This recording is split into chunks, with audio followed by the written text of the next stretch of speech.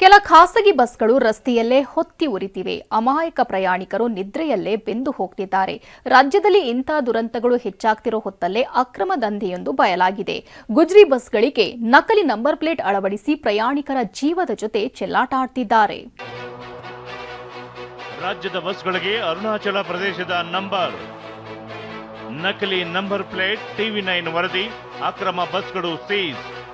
ಪ್ರಯಾಣಿಕರ ಜೊತೆ ಕೆಲ ಖಾಸಗಿ ಬಸ್ ಮಾಲೀಕರು ಹೇಗೆ ಚೆಲ್ಲಾಟ ಆಡ್ತಿದ್ದಾರೆ ಅನ್ನೋದಕ್ಕೆ ಇಲ್ಲಾಗಿರುವ ಅಕ್ರಮವೇ ಸಾಕ್ಷಿಯಾಗಿದೆ. ಹೌದು, K18 ಚಿಕ್ಕಮಗಳೂರು RTOಗೆ ಸೇರಿದ ಬಸ್ಗಳಿಗೆ ಬ್ರೋಕರ್ಗಳು ಅರುಣಾಚಲ ಪ್ರದೇಶದಲ್ಲಿ ನಕಲಿ ದಾಖಲೆಗಳನ್ನು ಸೃಷ್ಟಿಸಿದ್ದಾರೆ.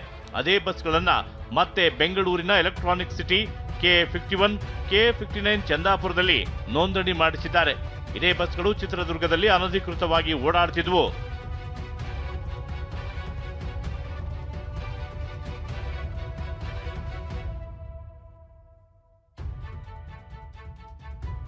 ಅಷ್ಟಕ್ಕೂ ಚಿಕ್ಕಮಗಳೂರು ಜಿಲ್ಲೆ ಕೊಪ್ಪ ಸಾರಿಗೆ ಸಂಸ್ಥೆಯ ಬಸ್ಗಳನ್ನ ಹರಾಜಿನ ಮೂಲಕ ಪಡೆಯಲಾಗಿದ್ದು, ಮೂಲ ನೋಂದಣಿ ಬಿಟ್ಟು ಬಣ್ಣ ಬದಲಿಸಲಾಗಿದೆ.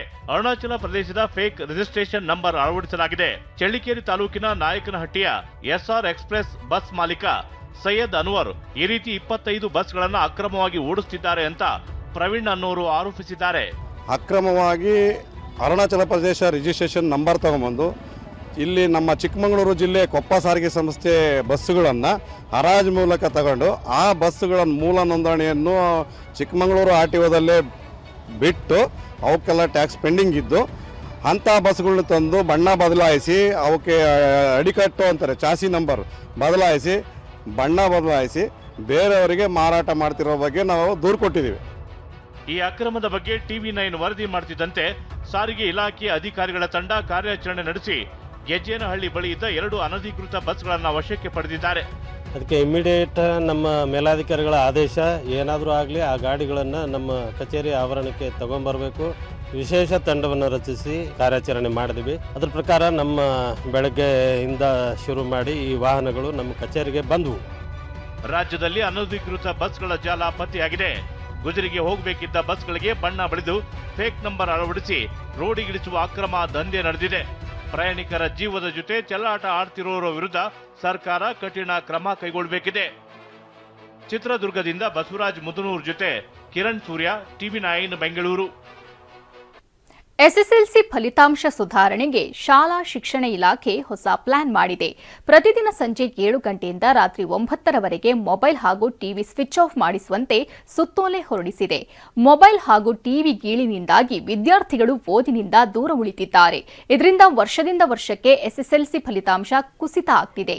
ಈ ಬಾರಿ ಫಲಿತಾಂಶ ಸುಧಾರಣೆಗೆ ಸಜ್ಜಾಗಿರೋ ಶಿಕ್ಷಣ ಇಲಾಖೆ ಮೊಬೈಲ್, ಟಿವಿ ಸ್ವಿಚ್ ಆಫ್ ಮಾಡೋ ಬಗ್ಗೆ ಪೋಷಕರಿಗೆ ಜಾಗೃತಿ ಮೂಡಿಸಬೇಕು ಅಂತ ಸುತ್ತೋಲೆ ಹೊರಡಿಸಿದೆ. ಇಲಾಖೆ ಸೂಚನೆ ಬೆನ್ನಲ್ಲೇ ಹಾವೇರಿ BEO ಹಾಗೂ PDO ಗ್ರಾಮಗಳಲ್ಲಿ ವಾಹನದ ಮೂಲಕ ಡಂಗೂರ ಸಾರ್ತಿದ್ದು ವಿಡಿಯೋ ವೈರಲ್ ಆಗಿದೆ.